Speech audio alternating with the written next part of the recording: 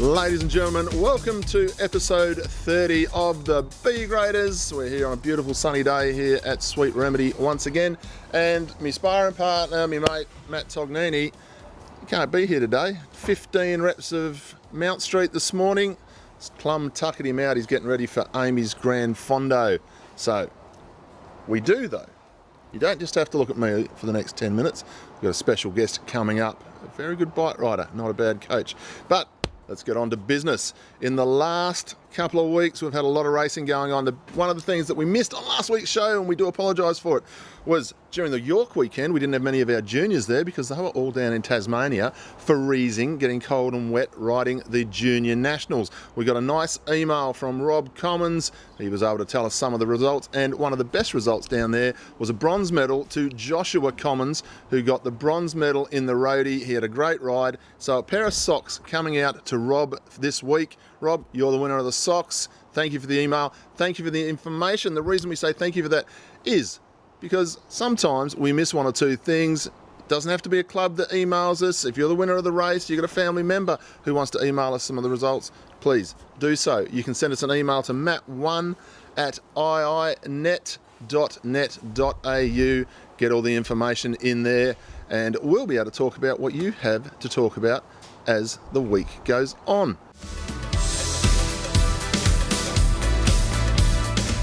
The Peel Classic was at the weekend, and we will say well done to the Peel Cycling Club out there through dwelling up. A great set of bike races were held.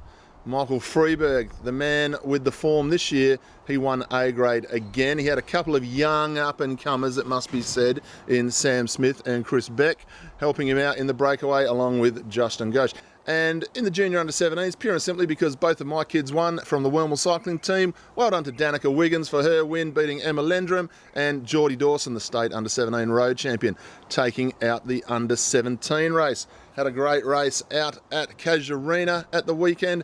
Big bunch sprint in the end, taken out by the very fast-moving Tom Perry in front of the Eddie Hollands Bicycle Services rider, Dougie Stewart, the man with the golden locks. Well, they're not golden, but they're much better than mine. Atta had a good time trial at the weekend. Alistair Caird, the great triathlete that he is, superb time trials. He took out Atta. And of course, West Coast Masters are on at Chidlow A this weekend. Have a look at what happened in Europe just briefly. Christopher Froome, as Matt Tognini would say, the man who came down out of his spaceship and became the third only ever man to win the Tour de France and the Vuelta in the same year. Last time it was done was 1978 by Bernard Hinault. In 1963, Jacques Anquetil did it. However, Chris Froome has done it in the new calendar position. He's the first one to do the double when the Vuelta comes after the Tour de France. So a big well done to Chris Froome. I know he always watches. He'll say thanks.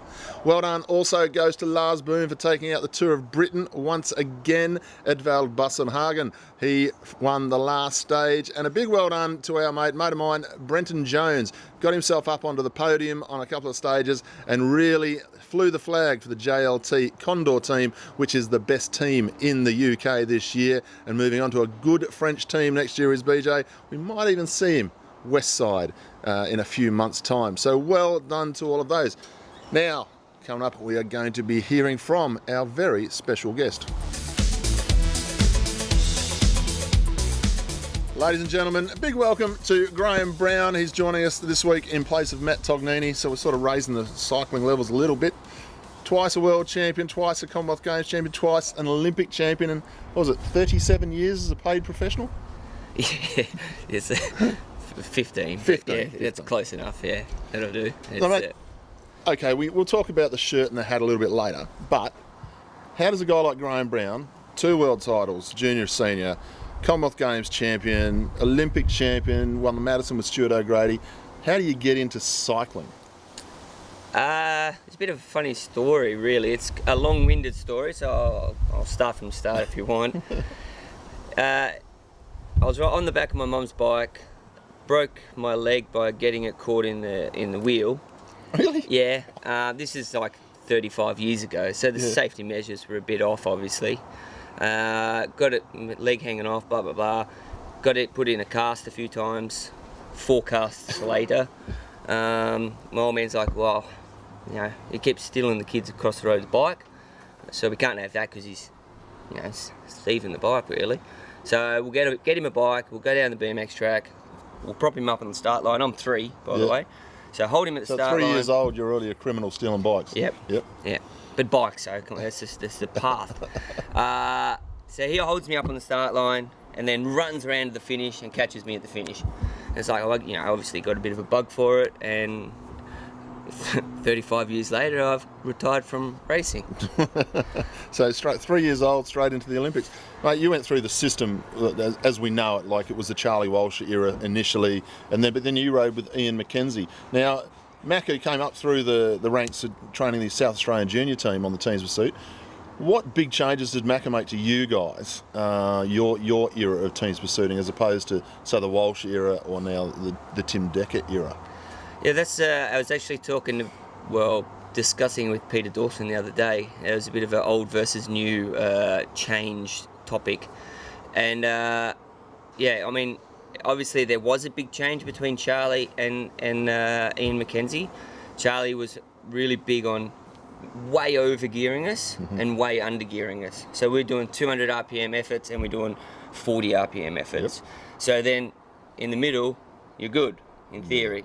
Theory works. Theory doesn't work, but if you don't break your back or your knees in the process, the theory can work. There was a big idea about throwing as many eggs against the wall and see which ones don't break. The East German way, yep. A lot of the program was that way. Yeah. You got some pretty reasonable guys come out of it, O'Grady and McGee, and yeah. And there was some good guys there, like Steve McGleed, world points race champion in 1990. And Scott McGorry was part of that. Another guy, Michael Aisbert, was part of that. Who, you know, given 20 years on with Orica and so forth, they could have been totally different bike riders. Yeah, I mean, you'd be in a training camp from basically January until October. By the time my first year with Charlie Walsh, I was happy we didn't make it to the finals of the team's pursuit. I've had enough. It was the 30th of October, and it was. Look, I'm ready for a beer. Actually, it was the sad fact. I mean, we got taken out of the finals by the Germans, who rode 4 minutes flat in 1999. So, yeah, we got beaten by a better team. But by that stage, it was 10 months of prep for 4K is quite a lot. So, yeah, your track career was second to none, really, for Australian cyclists.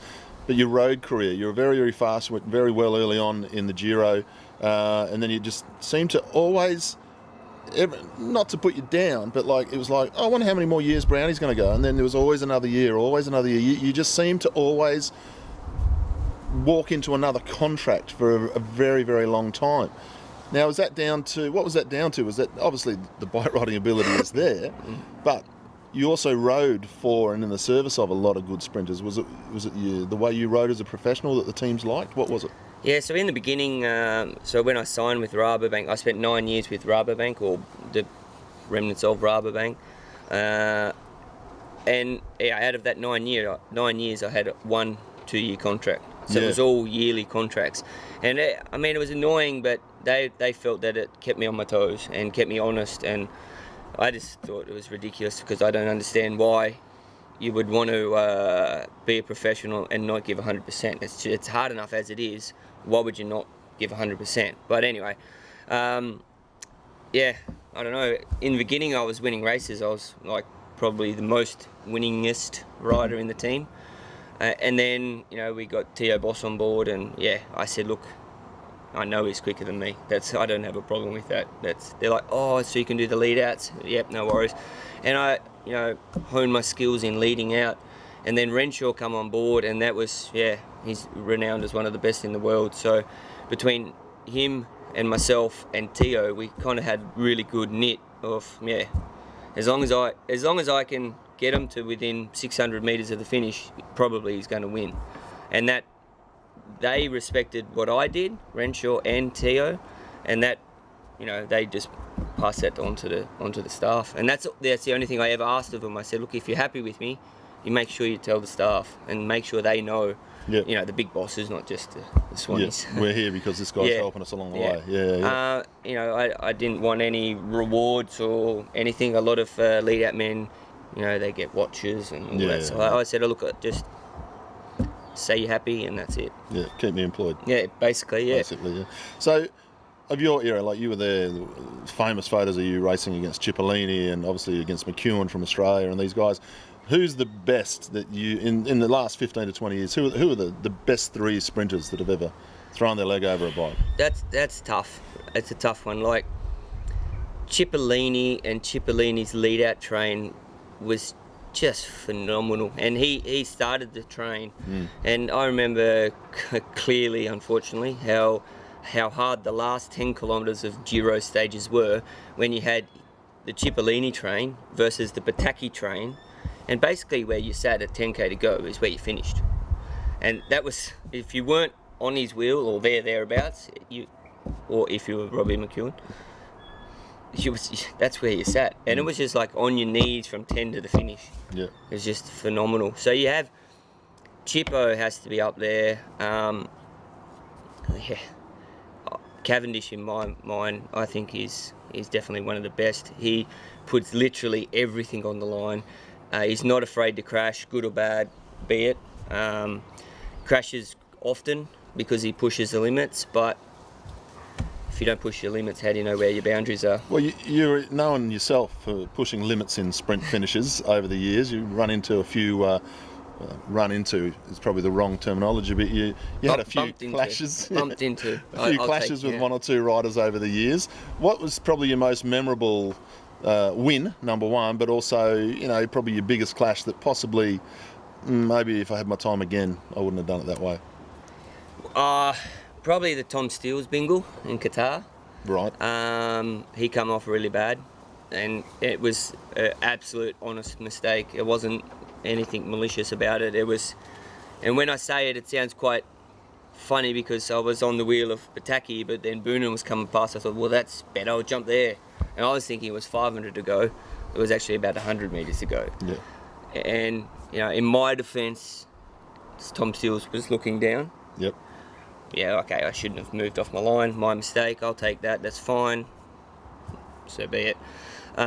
Look, he lived and it didn't change his looks, let's be honest. Yeah, he's not the sexiest man on earth. He's not. What's your biggest win? I know we've won the Olympics, but is that it? No, if I went to the road, I'd say stage 5 in the Tour of Germany. There's a story behind it that the team, Rabobank, so it was my first year with Rabobank, and they said, yep, we'll give you a trial, we'll see how you go. And just in the month leading up to that race, they called me and said, look, we're not going to re-sign you. We don't think you're good enough to win. At the time it was Pro Tour races. You're good enough to win Pro Tour races. Yeah, sorry. And I was in Italy training because, you know, I just moved to Belgium, but I was living in Italy before. You know, I was training with Lancaster, and I was like, well, geez, that's a bit of a blow, but all right, I'll just keep focused, keep getting ready. And then right at the last minute, maybe not even a week out before Tour of Germany, the team said, look, one of the guys is sick, you're the replacement. You know, one man's death is another man's bread, in a Dutch saying. I said, all right, no worries. I come out and the team were like, well, we don't really want to help you out because, we don't have faith in you anymore.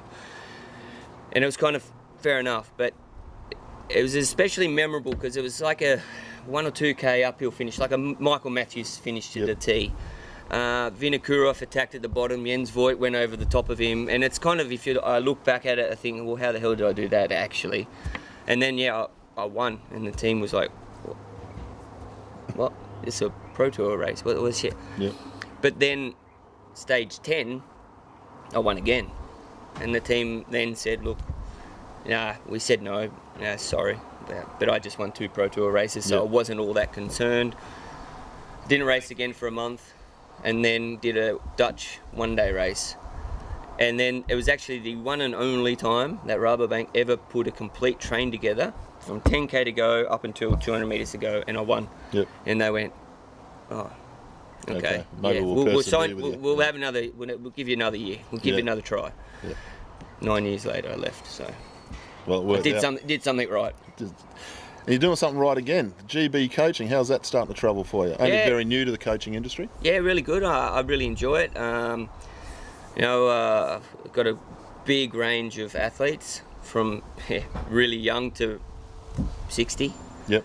That's I really enjoy it. Now I've gone to coaching role at TCWA, Track Cycling WA. Yep. Coaching out of the track, and that's new and adventurous. And I've been getting on the track bike myself now, and Yep. I'm trying to lead by example. And a national champion already in Emma Lendrum and the cyclocross, which is good. Very good. And now you're getting back on, because one of the other things we're going to have a quick talk about is Graeme Brown Super Crit. Last year, of course, I ran a bike race out at the Claremont Showgrounds called GB's Last Lap, which was GB's retirement race. I simply asked him, what do you reckon about running this as a classic? And he said yes. So this year it's called GB Super Crit, with a bit of a change this year. We've got A grade, we've got A grade women as well, and we've got a few other supporting events, the Masters and one or two others. But the big one we've got this year is the Legends Race. We're bringing a few people out of retirement, aren't we? We've got the likes of Murray Hall, Hilton McMurdo, Matt Illingworth, Steele Bishop's being spoken to. You've been speaking to a couple of boys. Yeah, a few of the old boys. So who were here last year, so that gives you a hint of who's coming.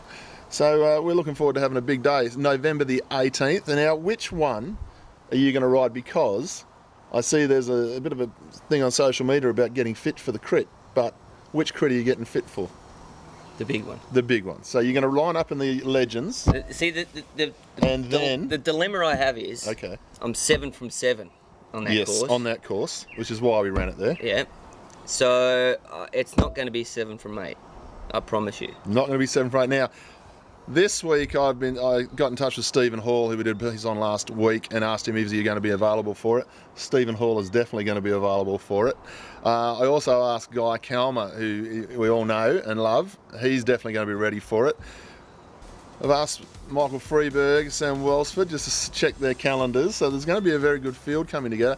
It's $1,000 first prize cash to win it. It's also $1,000 first prize to win the women's, and we've got Jess Allen and Rebecca Mackey already confirmed to ride that. So we've got a big afternoon of racing on Saturday, November the 18th at the Claremont Showgrounds. Mate, thanks for coming in and saying hi. We could talk all afternoon, but Adam's got to get home and get this film ready for this evening.